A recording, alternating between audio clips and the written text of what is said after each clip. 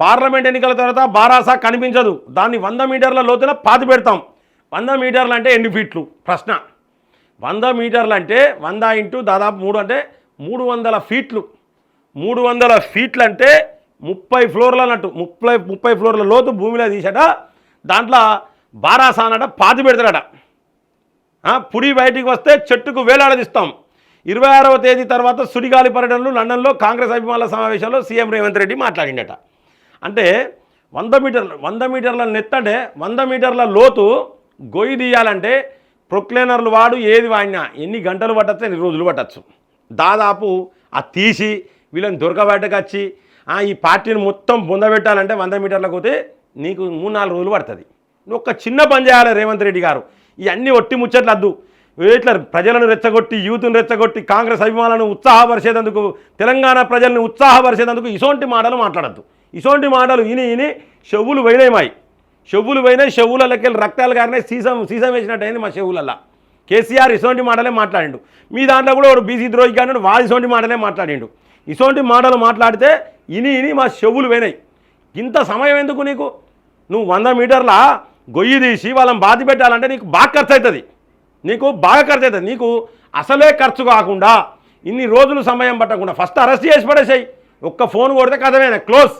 లేకపోతే 3 లైన్ల లెటర్ రాయి, మీకు చేత కాకపోతే సిబిఐ అరెస్ట్ చేస్తుంది. 3 లైన్ల లెటర్ రాయి, 3 లైన్ల లెటర్ రాయి సిబిఐకి. అంతకుముందు రాసినావు కదా 3-4 పేజీలు, ఇప్పుడు 3 లైన్లు రాయి, ముఖ్యమంత్రి హోదాల అరెస్ట్ చేస్తుంది. సిబిఐ నిషేధాన్ని భారతీయ రాష్ట్ర సమితి బీఆర్ఎస్ సిబిఐ నిషేధం పెట్టింది తెలంగాణలో. నువ్వు దాన్ని ఎందుకు ఎత్తివేయలేదు? ఆ నిషేధాన్ని ఎందుకు ఎత్తివేయలేదు? సిబిఐని ఎందుకు ఆహ్వానిస్తలేవు రాష్ట్రంలో?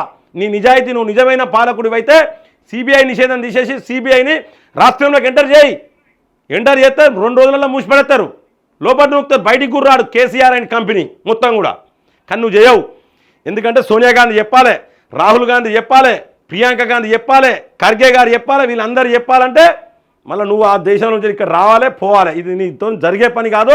ఈ 100 మీటర్ల గొయ్యి అనేది వచ్చిదే ప్రజల్ని రెచ్చగొట్టడానికి, ప్రజల్ని ఉత్తేజపరచడానికి మాట్లాడే మాటలు. ఈ 100 మీటర్ల గొయ్యి తవ్వుతా అని చెప్పి లోతున పాద పెడతానే ముచ్చట ప్రజలందరూ గమనించాలి. ఇటువంటి మాటలకు పడిపోద్దు. ఇవన్నీ ఏంటంటే గారడీలు అంటారు వీటిని, గారడీలు చేయడం అంటారు వీటిని. ఇటువంటి గారడీలు చేసే 400 చిల్లర హామీలు ఇచ్చి మీరు అధికారంలోకి వచ్చారు. ఒక్క హామీ కూడా పూర్తిగా ఇవాటి వరకు మీరు నెరవేర్చలేదు. మా మహిళలకు ఉచిత బస్సు అని ఎరవేసిర్రు. బస్సులలో శిఖలు పట్టుకొని కొట్లాడుకుంటారు, చెప్పులతో కొట్లాడుకుంటారు. మరి ఆ పరిస్థితి కారణం ఎవరు? మీరు కాదా? బస్సులేయండి, కొత్త బస్సులేయండి. భార్యో బస్సుల, భర్తో బస్సులో పోయే పరిస్థితి తీసుకొచ్చి ఇయ్యారా మీరు? అందరు కలిసి పోయేటట్టు బస్సులు ఎక్కువేయండి, బస్సుల సంఖ్య పెంచండి. లేకపోతే ఎక్స్ప్రెస్లలో, సూపర్ లగ్జరీలలో, హైటెక్ బస్సులలో, వాటిలలో కూడా ఈ ఉచిత బస్సు ప్రయాణం చేయొచ్చు అని చెప్పేసి ప్రొసీడింగ్స్ ఇవ్వండి. మీరు ఇయ్యరు. అప్పుడు గతంలో ఇసోంటి ఏం పెట్టలే, బస్సు ఎక్కుతా గతం ఫ్రీ ఎంట్రీ. ఇవాళ ప్రతి ఒక్కటి ఈ బస్సు ఎక్కద్దు, ఆ బస్సు ఎక్కద్దు అని చెప్పేసి ఈరోజు చెప్తా ఉన్నారు. ఇసోంటి గారడీ మాటలు, ఈ గోతిదవ్వుడు. ఇంకా మీరు ప్రతిపక్షంలో లేరో, మీరు అధికారంలోకి ఉన్నారు రేవంత్ రెడ్డి గారు, అట్లనే మాట్లాడండి.